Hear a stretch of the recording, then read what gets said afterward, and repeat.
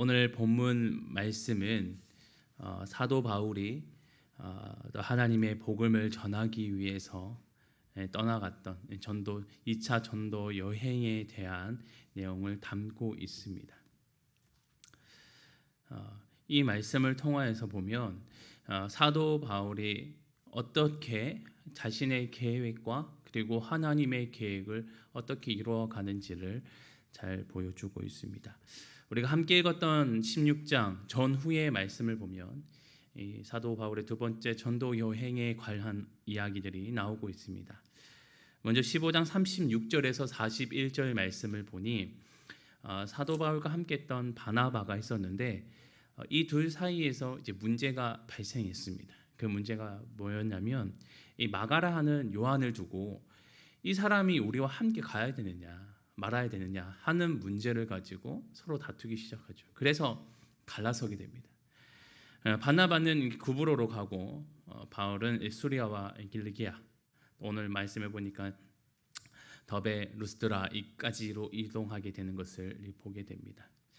사도 바울은 이제 헤어지고 나서 자신과 함께 할 사람들과 그리고 그의 일행들과 함께 자신의 계획대로 이제 진행을 하려고 합니다.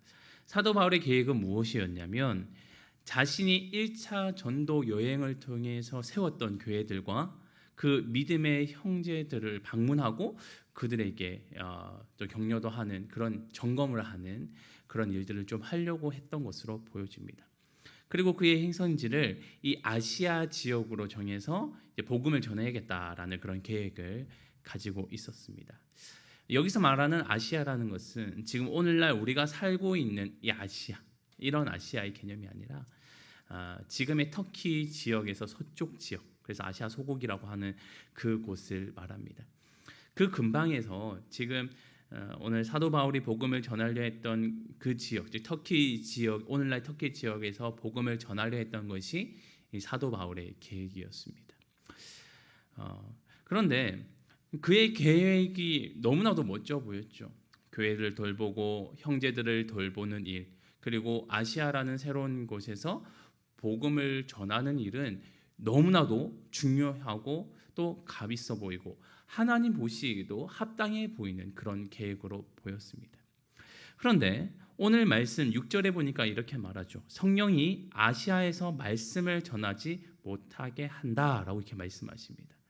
사람들이 보기에는, 오늘날 성도가 보기에는, 그리고 사도 바울의 계획 속에서 봤을 때는 그 어느 것 하나 하나님의 뜻을 위배하거나 그것이 하나님의 나라를 막는 일이거나 그것을 하나님의 영광을 가리는 일이 조금도 없었습니다. 없어 보여요. 오히려 하나님 보시기에 칭찬함을 드릴 만한 그런 모습들로 내비쳐 보입니다. 그런데 오늘 하나님 성령께서는 오늘 아시아에서 복음을 전하는 일들을 막아버리세요. 사도 바울의 그 계획, 괜찮아 보였던 그 계획을 막으시는 것을 보게 됩니다. 그래서 그들이 어떻게 하냐면 방향을 완전 바꿔버립니다. 지금 아시아는 지금 있는 위치에서 근방이어서 가까웠습니다. 하지만 그들은 발걸음을 어디로 옮기냐면 부르기아와 갈라디아 땅을 거쳐서 이제 무시아라는 곳에 갑니다. 그러니까 터키의 제일 끝쪽이죠. 서쪽과 북쪽 그 사이에 있는 그쪽으로 옮겨집니다. 그리고 그들은 거기서 유숙하면서 생각합니다. 이제 우리가 좀 더 북쪽으로 가서 이 비두니아로 가서 이제 복음을 좀 써야겠다. 복음을 전해야겠다라고 애를 쓰게 됩니다. 그런데도 이번에도 예수의 영, 다시 말해 성령이 그것을 또한 허락하지 않습니다. 도무지 알 수가 없어요. 사도 바울의 그 계획과 철저한 계획과 또 하나님의 나라를 전하고 하나님의 나라를 확장하는 그 일들에 계속 성령께서 막으시고 계시는 거예요. 그래서 그들은 어떻게 하냐? 그 무시아에 지나서 조금 밑쪽, 남쪽으로 그들의 발걸음을 내려옵니다. 그때였습니다. 그때 그들에게 환상이 보여지죠. 이 마게도니아에서 한 사람이 우리에게 와서 복음을 전해달라고 그 환상을 보게 됩니다. 그 환상을 본 후 사도 바울과 그 일행들은 이제 마게도냐로 가기를 위해서 힘을 써요. 이것은 하나님이 우리를 이곳으로 보내시는구나 하면서 마음을 굳게 먹습니다. 그리고 그 발걸음을 빨리빨리 움직입니다. 그래서 사모드라게라는 그 섬을 거쳐서 네아폴리, 더 나아가서 이제 마게도냐에 이르릅니다. 마게도냐에서 이 빌립보라는 곳에 이제 도착하게 되어집니다. 이제 거기서 유숙 중에 안식일에 기도의 장소를 찾을 때 자색옥감 장사로 하나님을 섬기었던 이 루디아라는 여인을 만나게 됐고, 그들을 강권하여서 그 집에 유숙하게 하려고 합니다. 그리고 그 집과 그 가족들이 세례를 받고 하나님을 섬기게 되는 그런 모습이 보여지죠. 그런 중에서 이제 그들이 이제 귀신 들린 사람을 쫓는 일이 나타나죠. 그 사건이 문제가 돼서 사람들이 이것을 고소하게 되고, 그래서 옥에 갇히게 되는 일도 발생하게 됩니다. 그런데 그 사건은 우리가 잘 알고 있듯이 갇혀 있었지만 그들은 그곳에서도 하나님을 찬양하는 가운데 큰 지진이 일어나고 착고가 풀리고 옥문이 열리고 사람들이 이제 도망갈 수 있는 그런 기회가 열렸지만, 그들은 도망하지 않고 오히려 그 강압감, 그다음에 이 강박감을 겪고 있었던 그 간수를 살리는 일들이 나타납니다. 그리고 그 간수의 집과 또 간수에게 세례를 베푸고 그들 또한 하나님을 믿을 수 있는 그런 일들을 전하게 되는 것이죠. 그리고 그들은 이제 로마 시민권자라는 그 문제들 앞에서 이제 이 고소 고발을 되었던 문제들이 잘 원만하게 풀리면서 이제 옥에서 나오게 되는 내용이 오늘 말씀이 포함되어 있는 사도행전 16장 내용이고, 사도 바울의 2차 여행 중에 있었던 일부의 사건들입니다. 우리는 이 내용들을 보면 사실 크게 중요해 보이는 내용은 없어 보입니다. 하나님께서 사도 바울과 그 일행들을 마게도냐로 보내셨구나라고만 보여지고, 그리고 그곳에서 여러 사건이 있었구나, 세례도 베풀었고 옥중에 갇혔지만 그곳에서 나왔구나라고 단편적으로 볼 수 있습니다만, 그러나 오늘 분명히 이 메시지가, 오늘 말씀이 주는 메시지는 우리에게 있다는 것입니다. 저는 4가지 정도로 오늘 메시지를 한번 보려고 합니다. 첫 번째로, 하나님은 그 사람의 그 계획을 뛰어넘으신다라는 것입니다. 앞서 말한 것처럼 사도 바울은 그의 멋진 계획을 갖고 있었고, 그리고 그것도 하나님 보시기에도 합당한 그런 계획을 갖고 있었습니다. 하지만 하나님은 사도 바울과 그 일행에 대해서 그들이 생각하지 못했던 일들을 계획하고 계셨다라는 거예요. 그래서 그들을 아시아가 아니라 마게도냐라는 곳으로 보내시려는 하나님의 뜻이 그에게 있었습니다. 그래서 이들은 하나님이 어디로 이끄시는지 모른 채 계속적으로 그 말씀에 부딪히고 또 하나님의 인도하심을 쫓아서 계속 나아갑니다.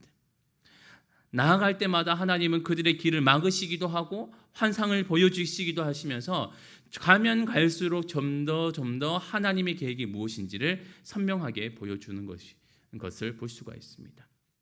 이 부분을 통해서 우리는 아무리 좋은 계획, 완벽한 계획, 하나님 보시기에 합당하고 선한 모습의 계획이 있을지라도 우리는 결코 하나님의 계획과 그 섭리를 뛰어넘을 수 없음을 인정해야 됩니다. 그래서 성경은 말하고 있습니다. 고린도전서 1장 25절의 말씀에 하나님의 어리석음이 사람보다 지혜롭고 하나님의 약하심이 사람보다 강하니라, 이 말씀을 하고 있습니다. 물론 하나님의 어리석다라는 표현도, 하나님의 약하시다는 표현도 하나의 은유적인 표현이었지만, 하나님의 그 완벽하시고 뛰어나심이 어떠한 사람의 계획도 그것을 범접할 수 없음을 제대로 고백하고 있는 부분이죠. 모든 지각에 뛰어나신 하나님의 뜻, 그 뜻이 있을 때 우리는 마땅히 그 뜻을 따라 순종하며 복종하며 나아가야 된다는 것을 보여주고 있습니다. 그러면 우리는 사도 바울과 그 일행들과 같이 하나님의 뜻을 살피는 방법이 무엇인가? 그것은 빌립보서 4장 6절과 7절에서 말해주는데, 아무것도 염려하지 말고 다만 모든 일에 기도와 간구로 너희 구할 것을 감사함으로 하나님께 아뢰라. 그리하면 모든 지각에 뛰어난 하나님의 평강이 그리스도 예수 안에서 너희의 마음과 생각을 지키시리라. 아멘. 빌립보서는 정확하게 말해줍니다. 사도 바울과 또 그 일행들이 가졌던 모습, 즉 우리는 어디로 가야 될지도 모르겠고 하나님의 그 원대하신 뜻을 모를 때에는 하나님 앞에 기도하고 간구해야 된다는 것을 말해줍니다. 그렇게 할 때 하나님은 하나님이 갖고 계신 완벽하신 뜻을 우리에게 내비치시면서, 그리고 우리를 하나님의 뜻에 합당한 자의 삶으로 인도해 주신다는 것을 말하고 있습니다. 그 가운데는 우리의 마음도 지켜지고 우리의 생각도 지켜집니다. 사람의 마음이 지켜지지 않으면 성경에서는 번뇌한다라는 표현을 쓰고 있습니다. 잡다한 생각을 해요. 생각이 꼬리를 물어서 더 이상 감당할 수 없을 만큼 뻗어가는 것을 보게 됩니다. 하나님이 그 마음을 지켜주실 때 하나님의 계획은 조금도 틀리지 않아요. 우리 안에서 그 선한 뜻이 분명하게 드러나고 그 뜻을 쫓아 나아가면서 하나님의 뜻을 온전하게 할 수 있게 됩니다. 그래서 빌립보서가 말하고 있는 것처럼 우리는 하나님의 완벽하시고 그 뜻과 그 계획을 알기 위해서는 오직 기도와 간구로서 하나님의 뜻을 구하며 나아가야 될 줄 믿습니다. 그렇게 나아갈 때 하나님은 자신의 계획을 온전히 이루어 가십니다. 만약에 오늘 사도 바울과 그 일행들이 하나님의 뜻을 저버리고 자신의 계획과 자신의 뜻을 고집했더라면 하나님은 더 강력하게 그들을 막으셨을 겁니다. 다양한 모양으로 막으셨을 겁니다. 우리가 잘 알고 있는 요나 사건 아시죠? 요나가 큰 물에 바다에 빠지고 큰 물고기 뱃속에 갇혔던 사건. 하나님은 그 사건을 통해서도 하나님의 강권적으로 인도하신 앞에서 사람은 아무것도 아니라는 것을 잘 보여주고 있는 사건이었죠. 사도 바울 일행은 그 말씀을 잘 알고 있었을 거라고 저는 생각합니다. 하나님의 뜻을 조금 더 거스를 수 없는 그들의 마음이 있었음을 알 수가 있습니다. 그렇게 하나님의 뜻을 순종하고 또 겸손한 마음으로 하나님의 뜻에 귀를 기울이고 그 뜻에 순종하며 나아갔을 때 하나님은 분명하게 자신의 뜻이 무엇인지를 그들에게 밝혀주셨습니다. 그래서 우리도 이 말씀에서와 같이 아무리 좋은 뜻을 가지고 있어도 하나님 앞에 항상 귀 기울일 수 있는 성도와 교회가 되어야 될 줄 믿습니다. 그런데 우리가 너무나도 참 이것을 잘 알고 있음에도 그것을 지켜가지 못할 때가 있습니다. 이건 하나님의 뜻이죠. 하나님 보시기에도 선한 모습이죠. 불법도 없고 또 하나님 앞에 부정함도 없이 우리가 완벽하게 준비했으니까 하나님 우리 이대로만 갈게요 하면서 처음에 계획만을 고집하며 나아가는 그런 성도와 또 교회들의 모습들이 있습니다. 그런데 오늘 사도 바울과 같이 우리는 우리 처음의 계획은 그랬을지라도 매 순간순간 하나님의 뜻이 무엇인지를 들을 수 있는 그런 귀가 우리에게 열려야 될 줄 믿습니다. 그렇지 않으면 그것은 하나님이 원하신 계획이 조금도 아닌 다른 곳으로 흘러갈 수 있기 때문입니다. 그래서 우리는 겸손하게 항상 하나님 앞에 하나님의 뜻이 무엇인지 매 순간순간 구하고 또한 하나님이 주시는 그 마음을 항상 가지고 나아갈 때 그 하나님의 계획과 나의 계획이 일치하여서 아름다운 하나님의 뜻을 이뤄가게 될 줄 믿습니다. 두 번째로 주는 메시지는 하나님의 일에는 항상 도울 자를 붙여주신다는 내용입니다. 읽진 않았지만 뒤에 말씀에 보면 이제 사도 바울 일행이 마게도냐 성에 있었을 때 이제 그들이 유숙하는 가운데 이제 안식일을 맞이하게 됩니다. 그들은 이 기도할 곳을 찾아다녔습니다. 그때 이제 여인들 가운데서 루디아라는 여인이 하나님이 그의 마음을 흔드셨고 그의 마음을 열어주셨습니다. 그리고 이 사도 바울의 말을 듣게 하시죠. 그리고 그 여인을 통하여서 하나님은 그들을 돕게 하십니다. 그들이 머물 수 있는 곳도 그들이 쉴 수 있는 곳도 또 기도할 수 있는 공간도 허락해 주십니다. 그래서 하나님은 전혀 모르는 타지에서도 하나님의 뜻을 함께 이루어가려 하는 동력자를 세워주신다는 거예요. 하나님의 도우심의 방법은 우리는 하나님은 눈에 보이시지 않고 또 전지전능하시니까 당연히 기이하고 기적과 이적의 모습으로만 나타내 보이실 거라고 많이들 생각합니다. 하나님의 도우심을 마치 그것으로 국한해서 생각하는 사람들도 있어요. 하지만 하나님은 그러한 기이한 일들도 하실 수 있지만 보다 오늘을 살아가는 성도들에게는 더욱더 현실적으로 우리에게 다가와 주시고 우리에게 협력하여 주시고 동력자를 붙여주시는 모습을 보게 됩니다. 그래서 특별히 사람을 통해서 그런 환경을 통해서 하나님이 도울 자를 붙여주시는 일들을 많이 보게 됩니다. 그래서 그것을 통하여서 단순히 나를 도와주는 것으로 끝나는 것이 아니라 그 돕는 자와 함께 하나님의 뜻을 하나님의 계획을 함께 이루어갈 수 있도록 인도해 주신다는 것입니다. 이것이 바로 교회가 생존하고 또 교회가 존립할 수 있는 하나의 방법의 모습입니다. 하나님은 사실 우리가 얼마나 다 많은 성도들이 지금이야 다 알고 지내지만 다들 처음에 모르는 사이로 만나다가 예수의 이름 안에서, 예수 그리스도 안에서 한 형제가 되고 가족이 되어서 서로 교제할 수 있는 관계가 되었잖아요.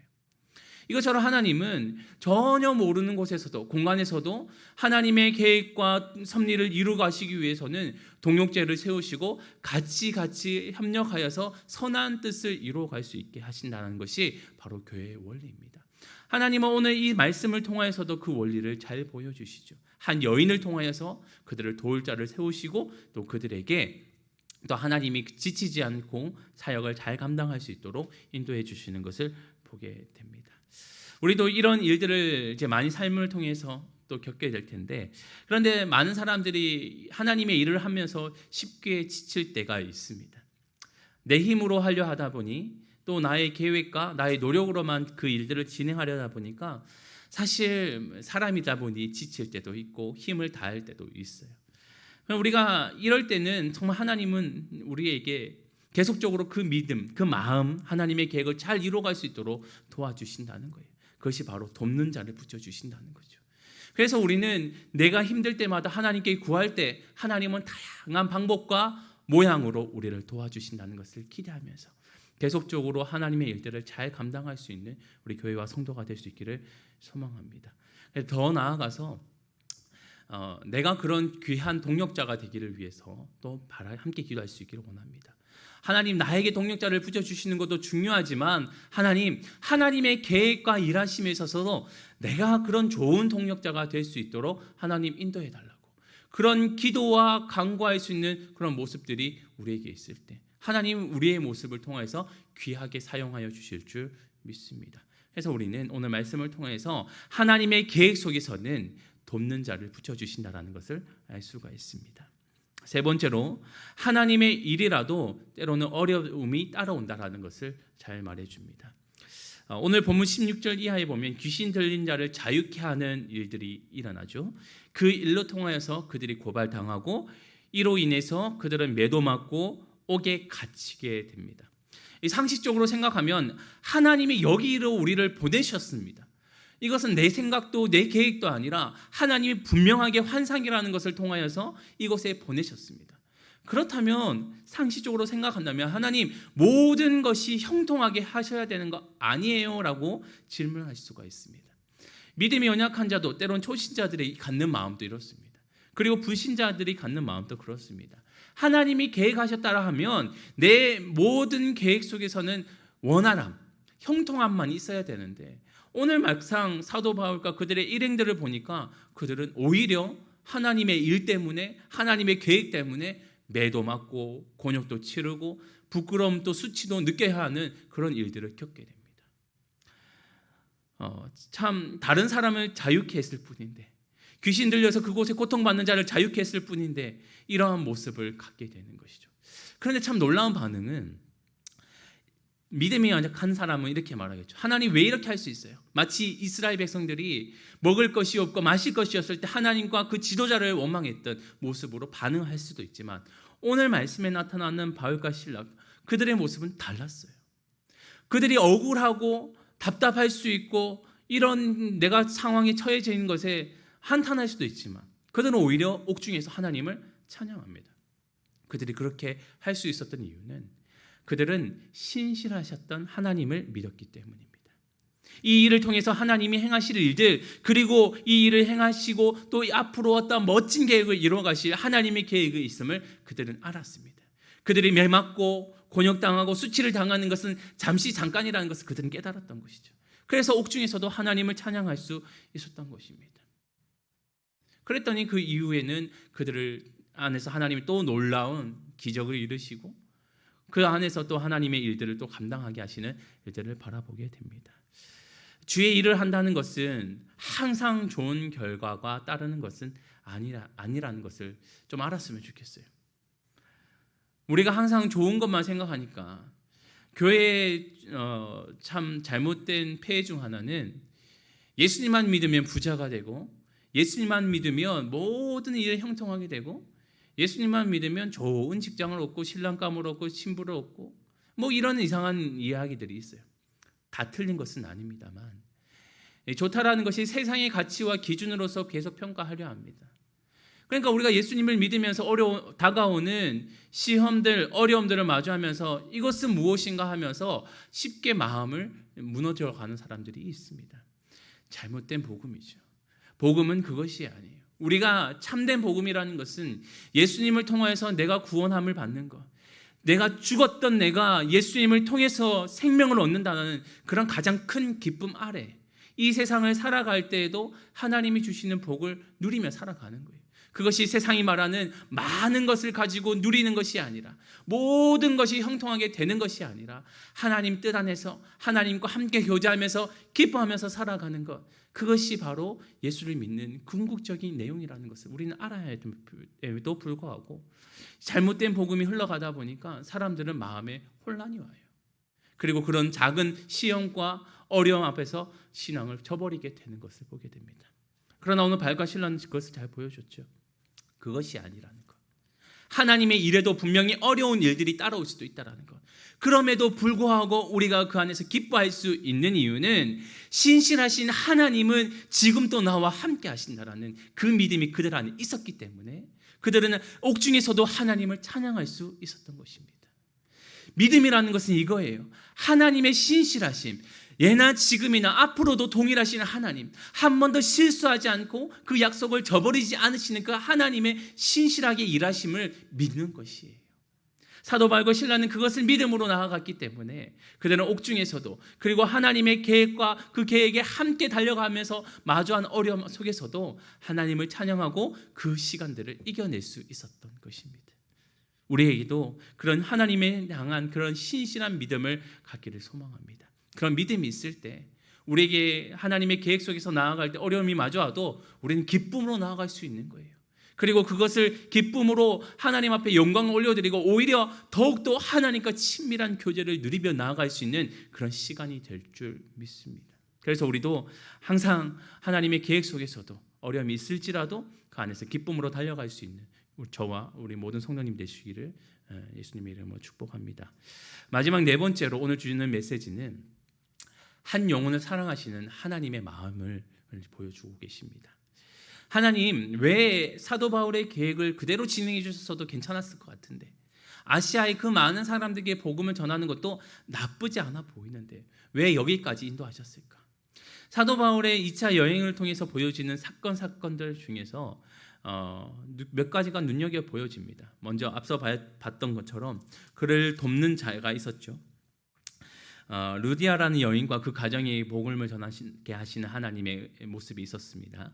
그리고 또 한 가지는 바로 옥중에서 마주했던 그 간수와 그 가정의 복음을 전하는 일이 있습니다.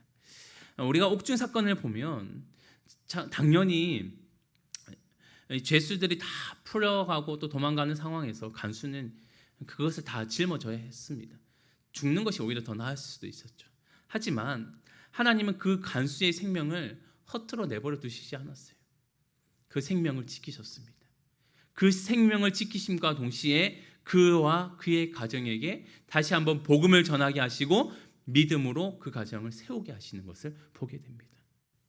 우리는 어쩌면 이 많은 일련의 시간들을 다 통하여서 봤을 때 하나님은 어쩌면 이 사람들을, 이 가정을 복음을 위해서 이들을 그 머나먼 곳으로 보내셨구나라고도 생각할 수도 있습니다. 이만큼 하나님은 한 영혼, 한 생명에 대해서 하나님의 그 마음은 크시다는 것을 우리는 알아야 됩니다. 우리는 누가 복음을 받든지 말든지 저 영혼이 귀하든지 말든지 그렇게 생각하지 않을 때도 많이 있어요. 그런데 하나님의 마음은 다르시다는 거예요. 성경은 거듭 우리에게 말씀해 주십니다. 하나님은 한 영혼을 그렇게 귀히 여기신다. 한 영혼을 위해서 눈물을 흘리신다. 아낌없이 자신의 외아들 예수 그리스도도 내어주신다라는 것. 이것이 성경이 우리에게 말씀하시는 하나님 아버지의 마음입니다. 오늘 말씀에서도 하나님의 그 원대한 계획 속에서도 한 영혼들을 사랑하시는 하나님의 마음이 고스란히 녹아져 있음을 우리는 보게 됩니다. 하나님은 여기까지 오게 하셔서 그들에게 복음을 전하게 하셨고, 옥중에서 그 마주하는 그 가운데서도 하나님은 신실하게 일하시면서 그 간수의 그 가정과 그 영혼들을 살리시고 참된 복음이 무엇인지 그들에게 전하게 하시면서 그들의 하나님의 사람으로 세워가게 하신다는 것입니다. 참 대단하시죠.